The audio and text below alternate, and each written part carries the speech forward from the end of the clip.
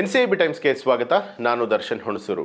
ಶಾಸಕ ಮುನಿರತ್ನ ಒಕ್ಕಲಿಗ ಹೆಣ್ಣು ಮಕ್ಕಳ ಬಗ್ಗೆ ಅವಾಚ್ಯ ನಿಂದನೆ ಮಾಡಿರುವಂತಹ ಹಿನ್ನೆಲೆಯಲ್ಲಿ ಒಕ್ಕಲಿಗ ಸಚಿವರು, ಶಾಸಕರು ಹಾಗೂ ಕಾಂಗ್ರೆಸ್ ಮುಖಂಡರನ್ನ ಒಳಗೊಂಡಂತಹ ನಿಯೋಗವು ಮುಖ್ಯಮಂತ್ರಿಗಳಿಗೆ ಮನವಿಯನ್ನು ಮಾಡಿದೆ.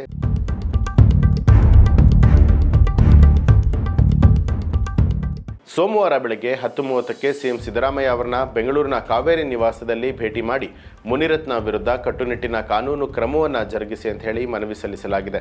ಈಗ ಮುನಿರತ್ನ ಅವರನ್ನ ಅರೆಸ್ಟ್ ಮಾಡಿ ಅವರ ವಾಯ್ಸನ್ನು FSLಗೆ ಕಳಿಸಲಾಗಿದೆ. ಬೆದರಿಕೆ ಹಾಕಿರುವಂತಹ ಧ್ವನಿ ಅವರದ್ದು ಅಲ್ಲವೋ ಅನ್ನುವಂಥದ್ದು ತನಿಖೆಯಿಂದ ತಿಳಿದು ಬರಬೇಕಾಗಿದೆ. ವಾಯ್ಸ್ ಮ್ಯಾಚ್ ಆಗುತ್ತಾ ಇಲ್ವಾ ಅನ್ನುವಂಥದ್ದು ತನಿಖೆಯಿಂದ ಗೊತ್ತಾಗುತ್ತೆ.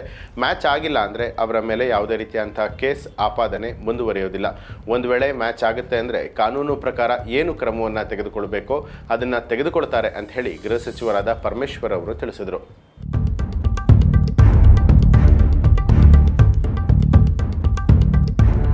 ಇದು ಈ ಹೊತ್ತಿನ ಪ್ರಮುಖ ಸುದ್ದಿ. ಮತ್ತಷ್ಟು ವಿಶೇಷ ಸುದ್ದಿಗಳಿಗಾಗಿ ನೋಡ್ತಾರೆ ಎನ್ಸಿಬಿ ಟೈಮ್ಸ್, ಅಪರಾಧ ಮುಕ್ತ ರಾಷ್ಟ್ರಕ್ಕಾಗಿ.